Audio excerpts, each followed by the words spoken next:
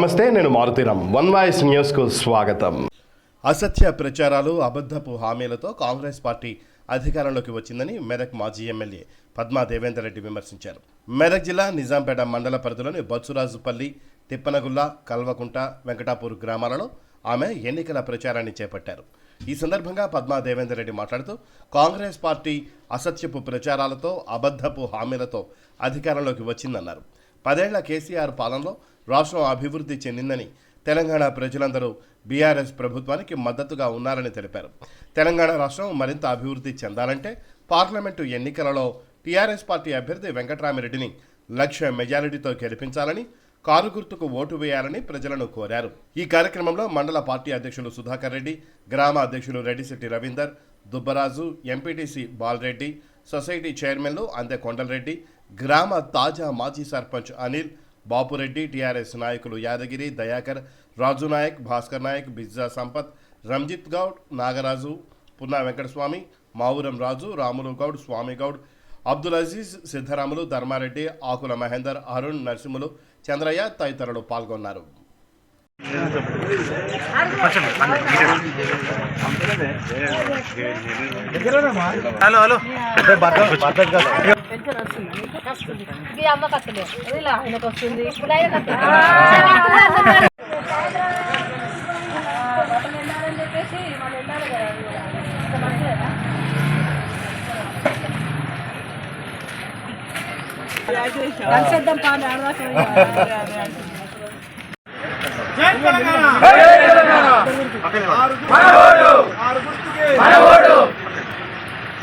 Madam ఒకసారి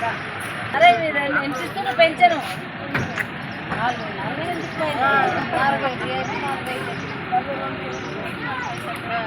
జరగబోయే ఎన్నికలలో మెదక్ పార్లమెంటరీ నియోజకవర్గం నుండి వెంకటరామిరెడ్డి గారు భారీ మెజార్టీతో గెలవబోతా ఉన్నారు. ప్రజల దగ్గరికి వెళ్తే స్పందన ఉంది. మొన్న జనరల్ ఎలక్షన్లో, శాసనసభ ఎన్నికలలో ఏదైతే మరి కాంగ్రెస్ పార్టీ అసత్య ప్రచారాలు చేసి, అసత్య హామీలు ఇచ్చి, అమలు కాని హామీలు ఇచ్చి ప్రజలను మోసం చేసింది అనే విషయాన్ని ప్రజలు గ్రహించింది. అంటే 10 సంవత్సరాలుగా అనేక సంక్షేమ అభివృద్ధి కార్యక్రమాలు చేసిన గౌరవ కేసీఆర్ గారిని మేము పోగొట్టుకున్నాం. తప్పకుండా మళ్ళీ తిరిగి తెచ్చుకుంటామనే ఒక భావన ప్రజల్లో వచ్చింది. ఎక్కడికి వెళ్ళినా ప్రజలే ముందుకొచ్చి చెప్తా ఉన్నారు, మేము ఈసారి కేసీఆర్ గారితోనే నడుస్తాం, కేసీఆర్ వెంటనే ఉంటాం.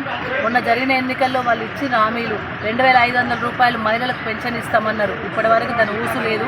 6 గ్యారంటీలు అని చెప్పేసి అందులో ఒక్క గ్యారంటీని కూడా పూర్తిగా నెరవేర్చని పరిస్థితిలో ఉంది.